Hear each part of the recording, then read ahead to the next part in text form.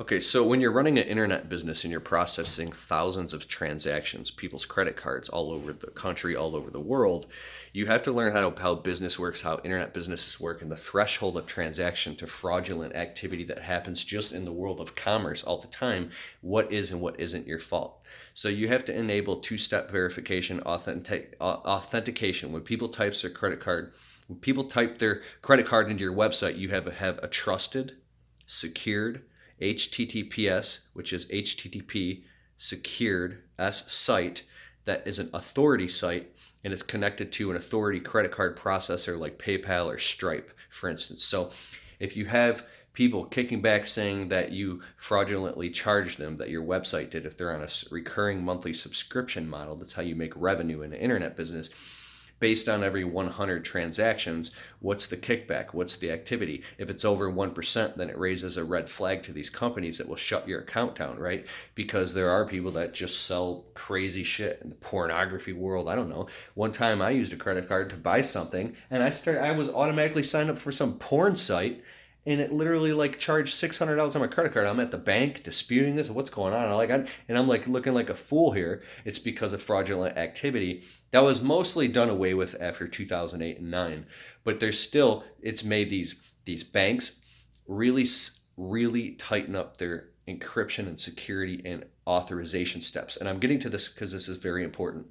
So Stripe and PayPal, they're linked up and they have very good standing relationships with the biggest banks and the credit card processors in the world. They're high level with Visa and MasterCard and Discover, right? Because they're making millions of dollars off all these people, and they care way more about what American Express thinks than your fucking website, and you're trying to sell some like pornography bullshit or debt collection or stuff that's talking about drugs or trying to sell weed paraphernalia. I'm not saying there's anything wrong with that, even though I don't agree with it. I'm just saying, if you're trying to sell specific things, they're not even going to fuck with you. They're not even going to, I need to stop cussing.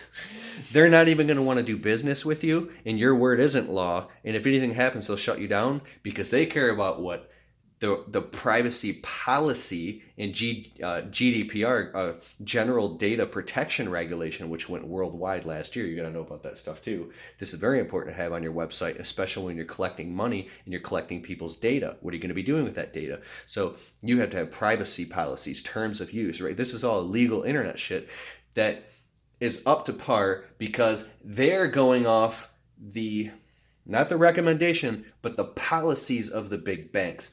That's why. So, why am I saying all this? Because when you have somebody's credit card number, I have thousands of people's credit cards inside of my database, right? That's a huge responsibility, but they're inside of Stripe.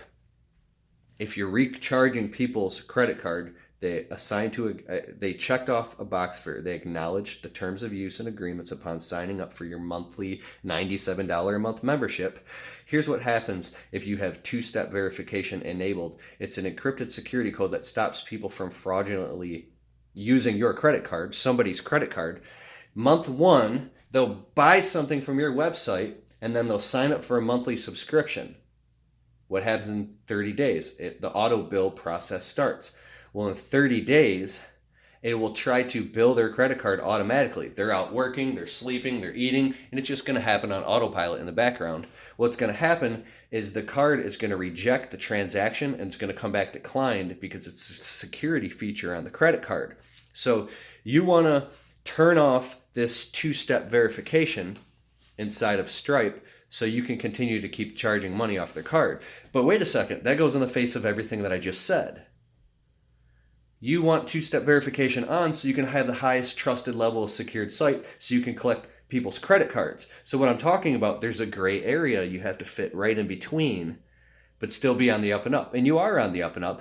But so what I'm saying is, with two-step verification and secured encrypted credit card, when you have all this turned on, so you have the highest level of security on your website, so you're selling financial information, you're selling private information that you're sharing legally.